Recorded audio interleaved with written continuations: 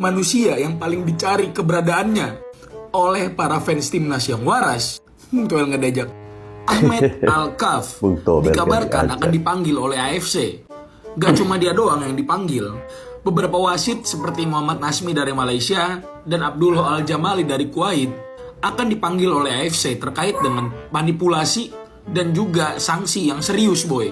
Dan diperkirakan hukuman yang bakal diterima oleh mereka adalah diskorsing sampai akhir musim di kompetisi Asia. Kan gue bilang juga apa, boy? Ujung-ujungnya wasitnya doang disanksi. Pertandingan 2 sama kita gak akan berubah. Gol menit 99 itu gak akan berubah. Ini tuh udah terstruktur kok, udah kebaca, udah jelas.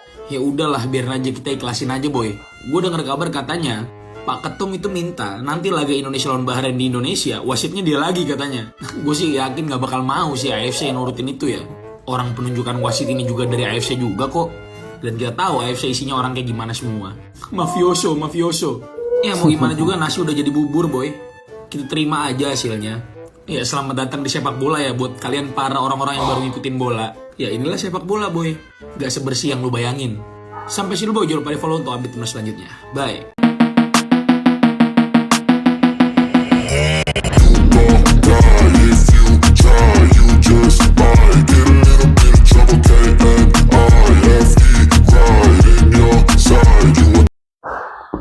Salam olahraga teman-teman, jumpa lagi bersama saya di Falco Channel. Setelah sekian purnama saya tidak mengupload video di Falco Channel, hari ini saya kembali hadir untuk kita semua dengan sebuah kabar yang sudah kita simak bersama, di mana wasit Ahmed Alkaf katanya dipanggil oleh AFC untuk diberikan sanksi bersama dengan beberapa wasit lainnya, termasuk ada juga wasit dari Malaysia.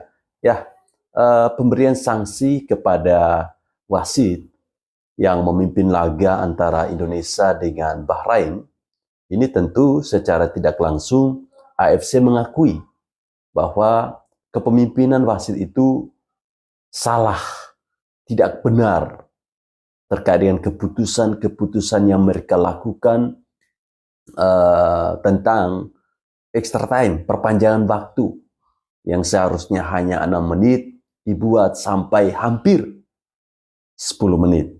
Ya, tapi apakah kita sebagai supporter Indonesia, apakah kita sebagai pencinta sepak bola Indonesia merasa puas dengan hal ini? Tentu tidak. Kita sampai hari ini masih merasa kecewa, ya, karena sanksi yang diberikan kepada wasit botak yang satu ini, si Ahmed Alkaf ini, itu sama sekali tidak mengubah, sama sekali tidak merubah, ya, apa yang sudah diputuskan di atas lapangan. Ini yang membuat kita rugi, ya.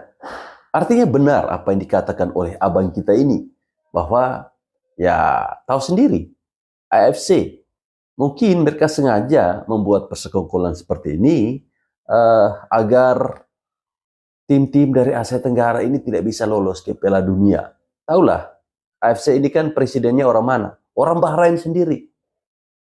Ya, ada yang berkomentar bahwa pemanggilan wasit Ahmed Alkaf ini yang dilakukan oleh AFC katanya untuk menerima, ya, sisa cuan yang diberikan kemarin saat memimpin laga antara Indonesia versus Bahrain. Wow, netizen ini feelingnya mereka ini kuat sekali ya. Katanya kemarin waktu laga Indonesia versus Bahrain itu baru dikasih DP doang, belum sepenuhnya ya, belum full. Ya teman-teman, semoga saja info ini benar adanya ya, bahwa wasit yang memimpin laga Indonesia versus Bahrain akan mendapatkan sanksi dan mereka tidak akan memimpin lagi laga-laga di Asia. Dan menariknya lagi teman-teman, masih ada saja ya wasit-wasit dari Timur Tengah ini yang membuat ulah. Teman-teman tentu menyaksikan pertandingan kualifikasi Piala Asia U17 kemarin ya, antara Indonesia dengan tuan rumah Kuwait ya, di mana saat itu ada penambahan waktu ya, penambahan waktu eh, kalau saya tidak salah itu 96 menit juga. Tapi sama si wasit yang dari Arab ini, itu ditambah lagi jadi 2 menit. Bayangkan, mereka mungkin menunggu tuan rumah Kuwait itu membalas baru ditiup. Tapi ya, apa yang mereka coba ini tidak beruntung ya. Kita simak reaksi netizen yang satu ini terkait dengan kepemimpinan wasit dari Arab yang memimpin laga Indonesia versus Kuwait dalam ajang kualifikasi Piala Asia U17. Negara Arab berubah lagi, wey. Jadi tadi malam timnas U17 bertanding melawan Kuwait di kualifikasi Piala Asia U17. Nah, tim asuhan Nova Arianto itu unggul 1-0 di babak pertama. Skor 1-0 bertahan hingga menit 90. Nah, menit 90 wasit di pinggir lapangan menunjukkan kalau tambahan waktu itu 8 menit. Tapi sampai menit ke 100 belum ditiup fluidnya. Ini jadi mengingatkan kita sama wasit Al-Kaf yang mencurangi timnas lawan Bahrain. Tambahan waktu 6 menit jadi 99. Sama-sama tadi malam, tambahan waktu 8 menit jadi 100. Dan kebetulan wasit yang memimpin pertandingan itu dari Arab Saudi. Makanya aku heran kali loh ya, asli. Harusnya kalau wasitnya orang Arab, ini kan orang-orang yang kuat agamanya kan? Iya kan? Tapi yang terjadi begini, apa nggak takut dosa orang itu ya kan? Asli aku tanda tanya loh. Makanya nggak heran Cina langsung gerak cepat ya. Untuk pertandingan tanggal 15, Cina itu mengirim protes, surat protes sama AFC. Cina nggak mau lagi dipimpin sama wasit asal negara Arab. Ya alasannya karena kayak gini, 9 tambah 8 tak jadi 100. 9 tambah 6 jadi 99. Wah asli, bertobatlah kalian wasit Arab ya, bertobat ya. Salam di Mateo. Ya itu tadi. Mungkin ya, ini mungkin saja di negara-negara Timur Tengah ini tidak ada pelajaran matematika kali ya. Sehingga mereka ini tidak tahu kalau 90 tambah 6 itu mereka bilang 99. Kemudian 90 tambah 8, 100. Ya. Jadi ini berakibat pada kepemimpinan yang mereka lakukan di atas lapangan. Ya. Ini terjadi lagi pada ajang kualifikasi Piala Asia U17 kemarin saat timnas Indonesia berhadapan dengan Kuwait. Ya. Memang wasit-wasit dari Timur Tengah ini ya tidak semua ya. Tapi rata-rata itu kalau memimpin laga pasti tidak enak untuk kita tonton. Apalagi main di kandangnya mereka, apalagi main di negaranya mereka. Itu pasti. Ya. Terlepas dari kemarin ada wasit dari Oman yang memimpin laga antara Indonesia versus Cina yang sangat baik ya menurut saya. Tapi itu sudah saya sampaikan, itu karena mainnya di Cina. Coba mainnya di Arab, coba mainnya di Bahrain atau mainnya di Irak, pasti sama. Ya. Negara-negara Timur Tengah ya, mereka ini tentu tidak mau kalah melawan tim-tim tamu. Mereka tidak mau. Ini yang harus kita waspadai dan kita harus memberikan apresiasi kepada Ketua Umum PSSI ya, Bapak Erick Thohir yang dimana pada info sebelumnya, berita sebelumnya, Federasi Sepak Bola Bahrain ini dia meminta laga antara Indonesia versus Bahrain itu diadakan di tempat yang netral dan itu ditolak ya. Bahkan yang lebih mengejutkan lagi, ketika wasit Ahmed Al-Kaf ini diberi sanksi oleh AFC, Bapak Erick Thohir meminta agar laga nanti tahun 2025 bulan Maret antara Indonesia versus Bahrain di GBK itu kalau bisa dipimpin lagi oleh si Ahmed ini. Ya. Saking jengkelnya, saking kesalnya Bapak Erick Thohir kepada si botak yang satu ini. Ya, semoga saja ini bisa menjadi atensi buat AFC ya, agar jangan sampai kalau ada negara-negara Timur Tengah yang main itu, jangan wasit-wasit dari Timur Tengah lah. Kan ada tuh dari Korea, ada tuh dari Jepang, ada tuh dari Australia. Apakah negara-negara yang saya sebutkan ini tidak ada wasit? Apakah wasit-wasit ini hanya dari Timur Tengah yang cara memimpin laganya bagus? Enggak kan? Kalau negara-negara Timur Tengah yang main, ya wasitnya dari Korea, dari Jepang, Australia, itu baru fair.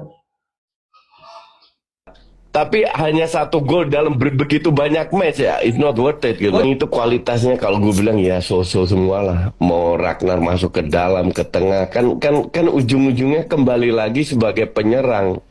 Lu bisa cetak gol nggak dengan seperempat peluang yang lu tanya Budi lah. Itu Budi kan dinilai dari situ, dari golnya karena dia seorang striker. Ya, tapi Lu mau main bagus, mau main apa, tapi nggak cetak gol ya susah kan. Mas Budi bilang butuh apa tadi tipikal yang yang kayak Mas Budi ketika deadlock butuh yang bisa menusuk ke dalam dengan Ya, siapa? dribbling. Tapi Siapa? kita tidak punya. Yakob kan Exactly. cedera. Yakob kan Semua cedera. udah dicoba, Ya, Poster cedera. udah dicoba. Gue sih pengennya next match itu setelah dicadangin. Bahwa dia kemarin cetak gol yang luar biasa, penting itu iya. Tapi hanya satu gol dalam begitu banyak match ya, it's not worth it gitu. Koji, tapi nah ini nih kita selalu berdebat soal Struik soal Struik. Apa Pican aja yang turun gantiin Struik deh. Kalau Bawa teko. karena Dia Koji, itu kontrol bola nggak bisa, Betul. dribbling sering salah, sekali-sekali aja dia bagus. Kenapa lu nggak coba seorang Marcelino? Betul, Coach, Kenapa lu tapi- nggak coba seorang Dimas Derajat? tapi is taktikalnya Sintayong nggak butuh goal getter di kotak penalti, dia butuh yang menusuk seperti Ragnar Witan dari sayap. Oke. Jadi strikernya itu That turun is ke fine. bawah. That is fine. Tapi kalau lu serentetan pertandingan lu susah cetak gol, apakah udah waktunya untuk dirubah? Ya, ini tentu saya baru melihat kalau Coach Justin ini benar-benar marah ya. Ya, ini bukan marah dia jengkel atau dia tidak suka dengan STY, tapi dia melihat bagaimana para pemain-pemain depan ya yang dipilih oleh Coach Sintayong ini nampaknya tidak sesuai dengan ekspektasi yang diharapkan oleh Coach Justin ya. Ya, harus kita akui terkait dengan para penyerang-penyerang kita memang sangat-sangat miskin akan gol ya. Itu dibuktikan bahwa setiap laga itu golnya cuma satu ya. Kalaupun apa ya paling dua. Dan itu pun golnya dicetak oleh pemain tengah, kadang pemain sayap, kadang back ya. Mungkin ini yang menjadi harusnya ya menjadi prioritas dari Coach Sintayong. Kalau bisa cobalah ya kasih itu para striker kayak Ramadan Sananta, Hoki Caraka, Dimas Derajat, berilah mereka kesempatan, jangan hanya satu kali. Ya, kita contoh seperti Rafael Struijk, ya, dia selalu diberi kesempatan berulang kali, ya, tapi memberikan kontribusi gol itu tidak seberapa, tidak seperti yang diharapkan. Ya, harusnya dicoba dengan pemain-pemain yang lain. Seperti yang dikatakan oleh Coach Justin, mungkin Marcelino kah, mungkin Dimas Derajat kah, ya. Tidak ada salahnya untuk mencoba, ya. Tapi apapun itu teman-teman, kita harus tetap mendukung ya langkah-langkah atau keputusan-keputusan yang diambil oleh Coach Sintayong selaku pelatih tim nasional Indonesia. Kalau ada orang yang mengatakan bahwa Coach Sintayong out, itu adalah fans-fans FOMO yang baru mengenal sepak bola ya, yang selama ini mereka datang nonton bola tuh hanya ingin melihat pemain-pemain keturunan aja ya.